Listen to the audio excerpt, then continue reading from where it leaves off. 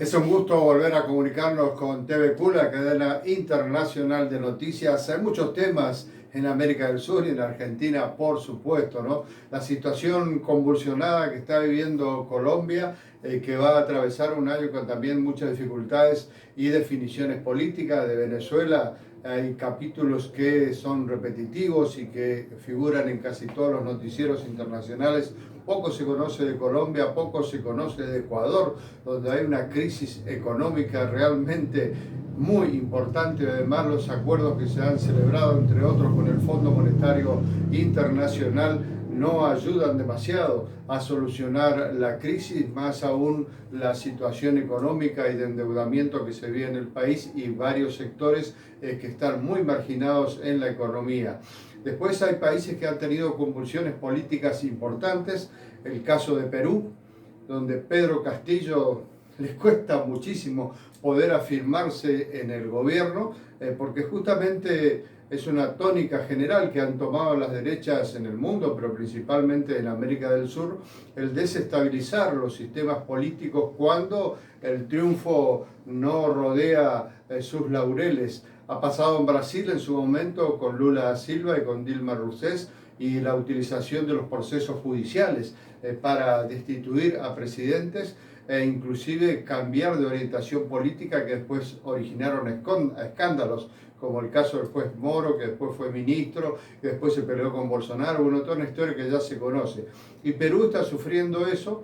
Hay una desestabilización permanente. Además, el sistema constitucional de Perú permite la revocatoria del mandato del presidente, que ya ha sucedido en otras ocasiones. Recordémonos de Vizcarra y otros presidentes que han sido destituidos por el Poder Legislativo. Entonces esto le da mucha fragilidad al sistema presidencial, que no es tan fuerte como el que se da, por ejemplo, en Argentina, donde el presidente tiene la mayor parte del poder político a pesar de las dificultades que pueda tener con la oposición, o el caso de Chile, donde también va a haber un cambio muy importante en la orientación política del gobierno a partir de este año, con la asunción de Boric, el nuevo ganador de esas elecciones, y el cambio de orientación política total que va a haber en ese país, que estuvo acostumbrado a gobiernos de centro-derecha que de alguna manera eran herederos de la doctrina Pinochet después del derrocamiento de Salvador Allende, y esto va a tener un cambio radical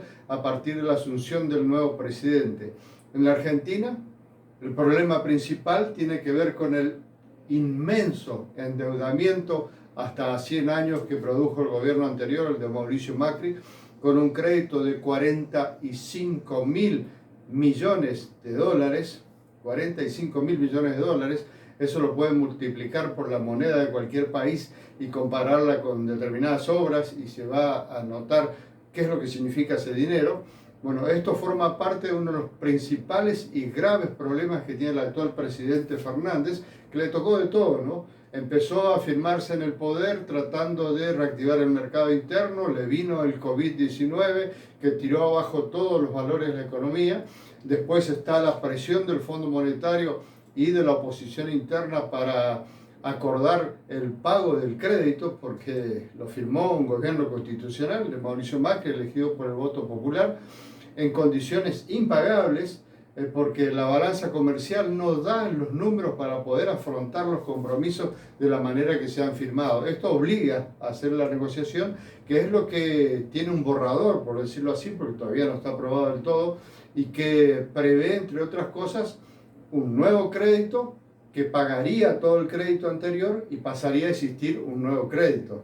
Es lo mismo, digamos, pero se le cambia el nombre, pues es una refinanciación, y este crédito nuevo tiene otras condiciones de pago que igualmente exigen ajustes en la economía argentina, acomodamiento de las tarifas. Esto significa subirlas, esto significa que la gente tiene que pagar más, y eso no gusta políticamente. Acomodamiento en el gasto social, que tampoco gusta, porque el gasto social sirve para todo un sector marginado de la economía que está recibiendo estos aportes, y esto electoralmente también es muy difícil.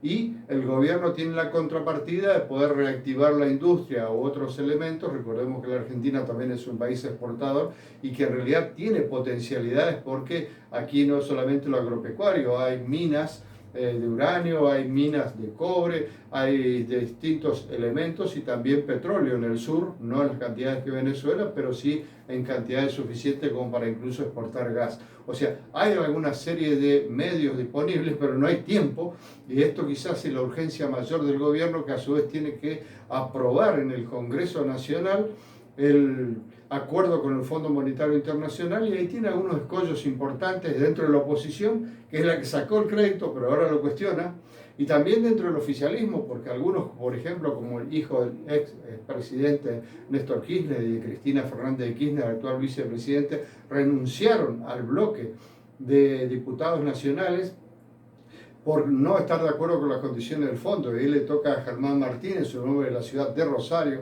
tratar de solucionar esa situación. Hay muchos temas para ir comentando, simplemente le doy una pincelada a una de las cuestiones más importantes que vamos a ir ampliando durante la semana. Informó para TVQ, Cadena Internacional de Noticias desde Argentina, Mario Aquino.